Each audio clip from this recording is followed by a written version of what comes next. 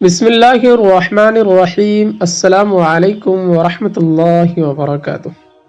محترم ناظرین، تہجد کے وقت قرآن کی اس سورت کو 7 مرتبہ پڑھیں، ہر طرح کی بیماریوں سے محفوظ رہیں گے۔ یقین نہ آئے تو پڑھ کر دیکھ لیں، آپ کے جسم سے ہر بیماری ختم ہو جائے گی انشاءاللہ۔ محترم عزیزو، آج کا بیان، یہ روحانی گفتگو ہمارے زندگی کے سب سے بڑے مسائل کے ارد گرد گھومتی ہے۔ بیماری اور شفا آج کے دور میں انسان کے پاس اگر سب سے بڑی کوئی نعمت ہے تو وہ صحت ہے، لیکن ہم دیکھتے ہیں کہ آج کل کے لوگ صحت کی دولت سے تیزی سے محروم ہوتی جا رہی ہیں۔ ایسے عجیب و غریب بیماریاں ہمارے جسموں کو گھیر رہی ہیں کہ ان کی تشخیص یا علاج کرنا نامور سائنس دانوں کے لیے بھی ایک چیلنج بن گیا ہے۔ ذرا تصور کریں، بلڈ پریشر، کینسر، گردے کے مسائل، دل کی پیچیدگیاں اور وہ ذہنی بیماریاں، ان بیماریوں کا محض ذکر ہی ہمارے ریڑھ کی ہڈی کو کانپا دیتا ہے۔ ان بیماریوں سے نجات کے لیے ہم دن رات ڈاکٹروں کے پاس جاتے ہیں، ہسپتال سے اسپتال تک دوڑتے ہیں، مہنگے ٹیسٹ کرواتے ہیں، لاکھوں روپے ادویات پر خرچ کرتے ہیں، لیکن در حقیقت اللہ تعالیٰ نے شفا کو ایک ذریعہ بنایا ہے اور ہمیں اسباب کی حدود میں علاج کرنا چاہیے۔ لیکن ہم ایک بنیادی حقیقت کو بھول جاتے ہیں کہ شفا یابی کی طاقت دوائیوں یا ڈاکٹروں کے پاس نہیں ہے، بلکہ صرف اس کے پاس ہے جس نے ہمیں اور اس دنیا کو پیدا کیا یا پھر اس بیماری کو پیدا کیا۔ ہم اسباب کے اس مسئلے کو چھوڑ کر اسباب کے پیچھے بھاگتے ہیں، اور جب اسباب ناکام ہو جاتے ہیں تو مایوس ہو کر بیٹھ جاتے ہیں۔ مومن کو جب کوئی بیماری لاحق ہوتی ہے تو وہ اسے محض پریشانی نہیں سمجھتا، بلکہ اپنے رب کی طرف سے ایک خاص نعمت سمجھتا ہے۔ یہ وہ وقت ہے جب رب چاہتا ہے کہ اس کا شاگرد سب کچھ چھوڑ کر اس کے حوالے کر دے۔ بیماری مومن کے لیے گناہوں کے کفارہ کا ذریعہ بن جاتی ہے۔ رسول اللہ صلی اللہ علیہ وسلم کا فرمان ہے کہ ہمارے لیے امید کا سب سے بڑا ذریعہ کیا ہے کہ اگر کسی مومن کو کانٹا بھی چبھ جائے تو اللہ اس کے بدلے میں اس کے گناہ کو معاف کر دیتا ہے۔ تو ذرا سوچئے کہ اللہ کے نزدیک اس شخص کا درجہ کتنا بلند ہوگا جو شدید ترین بیماری اور تکلیف کو بھی برداشت کرتا ہے۔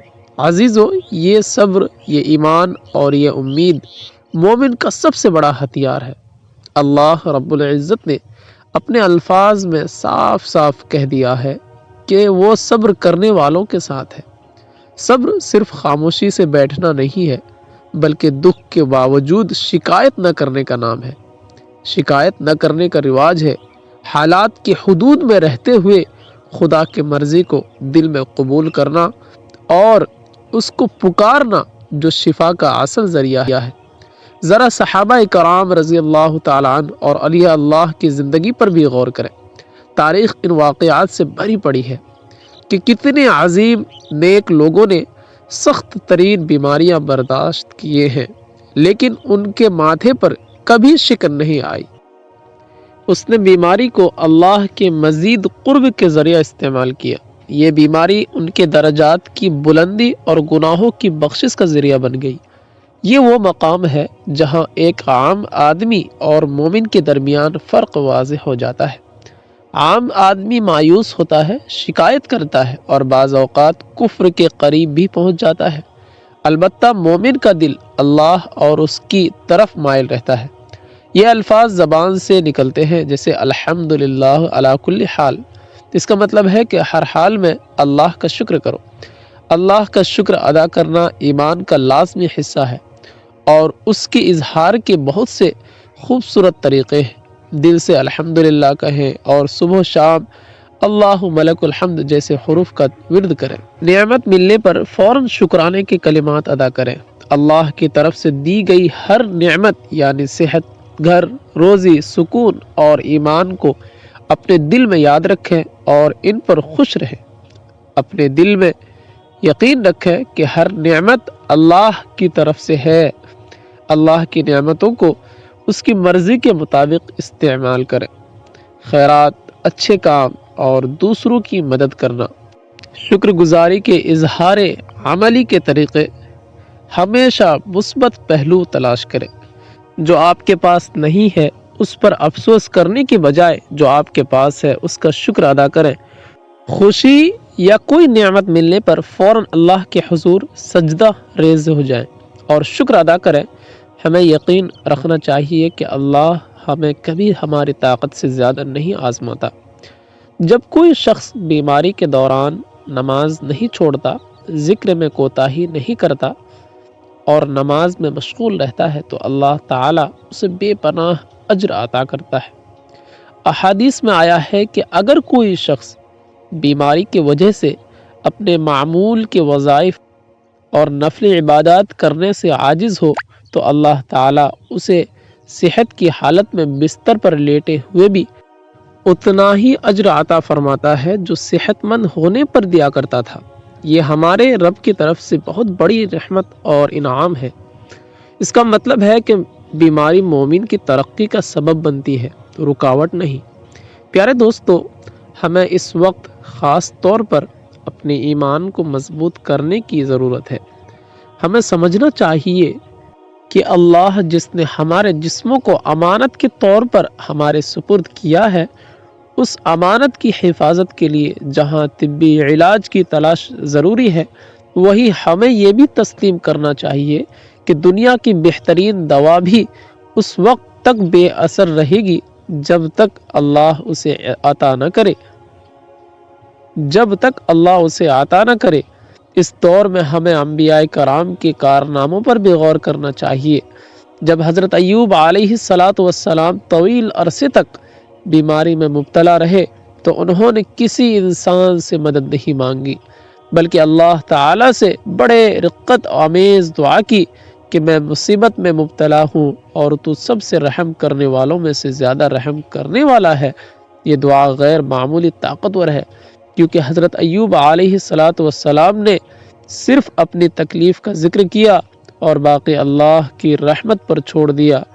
اس دعا میں نہ شکایت تھی اور نہ ہی جلد بازی کی درخواست، اس نے محض اس کی حالت بیان کی اور اپنے رب کی رحمت کی امید کی۔ نتیجہ کیا نکلا؟ اللہ تعالیٰ نے انہیں صحت کاملہ عطا فرمایا، اس کا جسم دوبارہ ٹھیک ہو گیا اور اس کا خاندان، عیال اور دولت دوگنی ہو گئی۔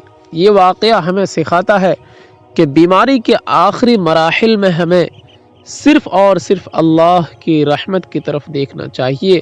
اگر حضرت ایوب علیہ السلام جیسے عظیم شخصیت نے اس آزمائش کو برداشت کیا تو ہماری بیماری بھی اس دنیا کی آزمائشوں کا حصہ ہے۔ پیارے دوستو، ہماری نسلیں اس عقیدے سے دور ہوتی جا رہی ہے۔ ہم سمجھتے ہیں کہ پیسے سے علاج خریدا جا سکتا ہے، لیکن ہم بھول جاتے ہیں کہ شفا ناممکن ہے، شفا آسمان سے آتی ہے۔ ہمیں نماز، صدقہ اور استغفار کے ذریعے اپنی عبادات کو بدلنا چاہیے۔ جب بھی ہمیں درد یا بیماری کا سامنا کرنا پڑتا ہے تو ہمارا پہلا قدم ڈاکٹر کی طرف نہیں بلکہ دعا کی طرف ہونا چاہیے۔ ہمارا سب سے پہلا قدم دوائی کی بوتل پر نہیں بلکہ 2 رکعت نماز اور کلمہ طیبہ کا ہونا چاہیے۔ یہ ہے ایمان کی تربیت۔ یہ سنگین بیماریوں کے بارے میں تھا، لیکن بعض اوقات ہم چھوٹی موٹی بیماریوں میں بھی مبتلا ہو جاتے ہیں، جیسے دائمی درد، سر درد، بے چینی یا یہاں تک کہ بے ہوشی۔ یہ پریشانیاں بھی کسی نہ کسی طرح ہمارے روحانی مسائل سے جڑی ہوئی ہیں۔ جب انسان کا دل اللہ کے ذکر سے ہٹ جاتا ہے اور اس کے جسم میں سکون نہیں ہوتا، نماز میں سستی، ذکر میں غفلت اور قرآن سے دوری ہمارے دلوں کو بیمار کرتی ہے، اور دل کی بیماری بالآخر جسم کو بھی بیمار کرتی ہے۔ لہذا شفا یابی کی مشق ایک مکمل پیکج ہے جو جسم اور روح دونوں کو پاک کرتا ہے۔ نبی کریم صلی اللہ علیہ وسلم نے ہمیشہ یہ تعلیم دی ہے کہ ہر حال میں اللہ کی طرف رجوع کرنا اور اس کے اسماء کو وسیلہ بنانا شفا کا سب سے بڑا ذریعہ ہے۔ جب بھی کسی بیمار کو دیکھتے تو اس کے لیے خصوصی دعا فرماتے، لیکن پیارے بھائیوں اور بہنوں، ہماری برائیوں کی ایک اور بڑی وجہ ہے جسے ہم نظر انداز کر دیتے ہیں، ہمارے برے اعمال اور گناہ۔ ہم دن رات غفلت میں ڈوبے رہتے ہیں، ہم اپنی نماز میں سست ہیں، ہم نماز کے احکام سے غفلت برتتے ہیں، ہم خالق کی حکم کی تعمیل کرتے ہیں۔ جب انسان اللہ کی نافرمانی کی دلدل میں دھنستا ہے تو اللہ تعالیٰ اس کو یاد دلانے کے لیے اس دنیا میں مختلف طریقے استعمال کرتے ہیں۔ حضرت علی رضی اللہ تعالیٰ عنہ کا مشہور زمانہ یہ ہے کہ ہم پر کوئی مصیبت نہیں آتی سوائے گناہ کے، اور کوئی مصیبت نہیں ٹلتی سوائے توبہ کے۔ یہ بیان ہماری بیماریوں کے لیے درست ہے، لہذا آج ہمارے عمل کا پہلا اور سب سے اہم قدم اپنے گناہوں سے سچی توبہ کرنا ہے۔ اپنے رب کی طرف رجوع کرو، اور توبہ کا بہترین عمل استغفار ہے۔ استغفار نہ صرف گناہوں کو مٹاتا ہے بلکہ ہماری بیماری، غم، رزق کی کمی اور ہر قسم کی پریشانیوں کو بھی دور کرتا ہے۔ اگر ہم شفا چاہتے ہیں تو استغفار کو اپنی عادت بنا لیں۔ اب ہم اس روحانی طاقت کی طرف رجوع کرتے ہیں جو اللہ نے ہمیں عطا کی ہے، قرآن پاک۔ قرآن پاک نہ صرف ہدایت، نور اور رحمت کا سرچشمہ ہے بلکہ مکمل شفا بھی ہے۔ اللہ تعالیٰ نے ذاتی طور پر گواہی دی ہے کہ وہ قرآن میں بتاتا ہے کہ مومنوں کے لیے کیا شفا اور کیا رحمت ہے۔ اس کی ہر آیت میں ایسے غیر معمولی اثرات ہیں جو دنیاوی طاقتور ترین دوا بھی فراہم نہیں کر سکتی۔ آج ہماری دعا قرآن کی سب سے اہم سورۃ الفاتحہ سے متعلق ہے۔ یہ وہ سورت ہے جو ہر نماز میں بار بار پڑھی جاتی ہے۔ یہ ایک ایسی سورت ہے جس میں اللہ کی حمد، اس کی عظمت، دعا اور عبادت شامل ہے۔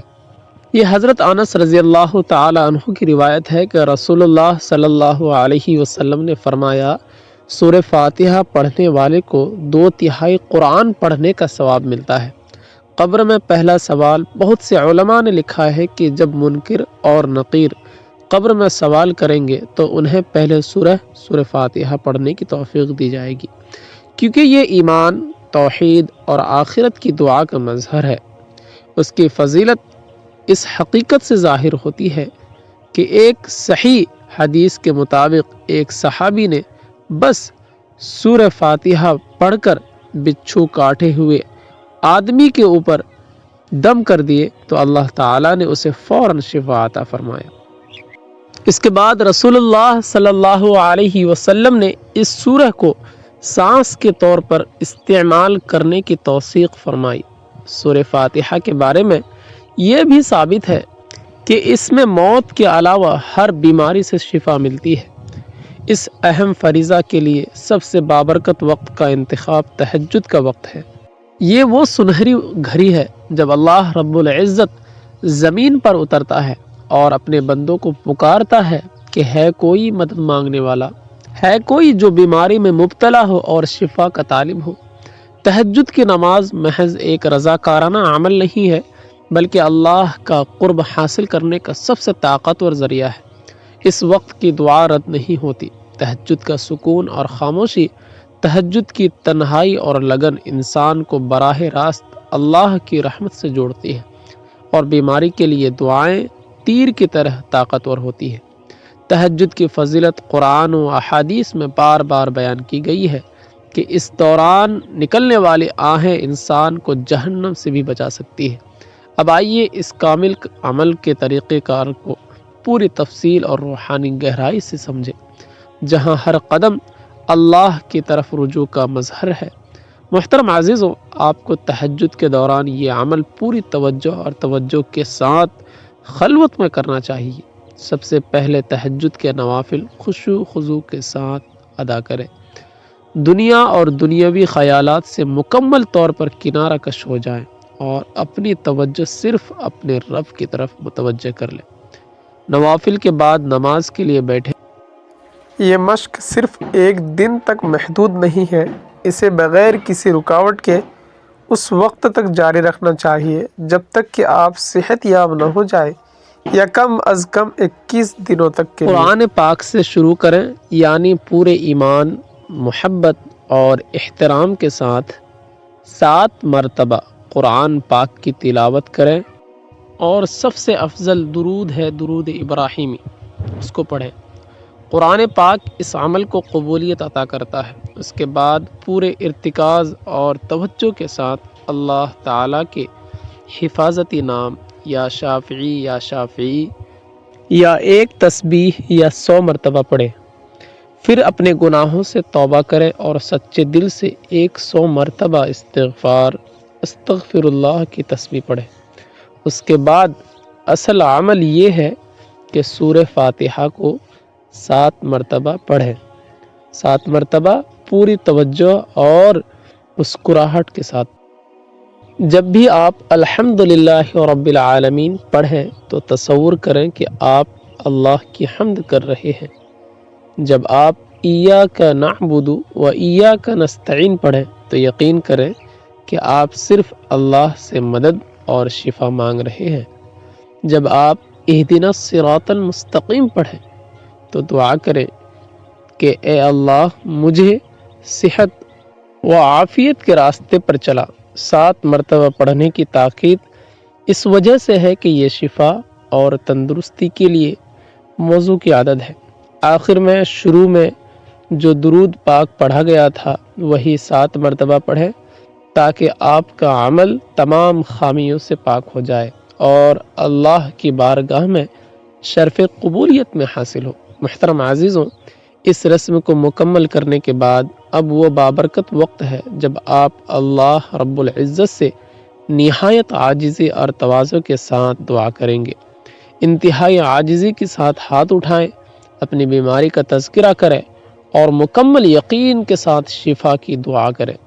آپ کہہ سکتے ہیں کہ اے اللہ، میں نے تیرے کلام کو وسیلہ بنایا ہے، مجھے میرے نبی کے فضل سے شفا عطا فرما۔ نماز کے بعد دونوں ہاتھوں پر 3 مرتبہ 3 بار پھونک ماریں اور پھر پورے جسم پر پھیریں۔ اگر آپ گھر پر ہیں اور اگر کوئی دوسرا مریض ہو تو ان پر بھی دم لگائیں۔ رسم مکمل کرنے کے بعد 1 گلاس صاف پانی پر 3 بار دم کریں اور مریض کو پانی پلائیں۔ آپ مریض کے سر یا متاثرہ جگہ پر بھی دم کر سکتے ہیں، جسے ہم پیشانی کی طرح کہتے ہیں۔ اللہ کے ارشاد کی برکت سے یہ پانی اور دم دونوں شفا کا ذریعہ ہوں گے انشاءاللہ۔ جو بھی بیمار، پریشان یا مالی مشکلات کا شکار ہو اس کو اس رسم کی سفارش کریں۔ یہ رسم مکمل ایمان اور استقامت کی ضرورت ہے۔ آپ کو اس یقین کے ساتھ انجام دینا چاہیے کہ آپ کو شفا ضرور ملے گی۔ اللہ کی رحمت بہت وسیع ہے، وہ 1 سیکنڈ میں شدید ترین بیماری کا علاج بھی کر سکتا ہے۔ اب آخر میں یہ پختہ عہد کر لیں کہ آپ اس رسم کو اپنے روزمرہ کی معمولات کا حصہ بنائیں گے، کیونکہ اللہ کا ذکر اور اس کا کلام دنیا اور آخرت دونوں میں فلاح کی طاقت رکھتا ہے۔ میرے پیارے بھائیوں اور بہنوں، براہ کرم اس روحانی پیغام کو دوسروں تک پہنچا کر اس نیک کام میں شامل ہوں۔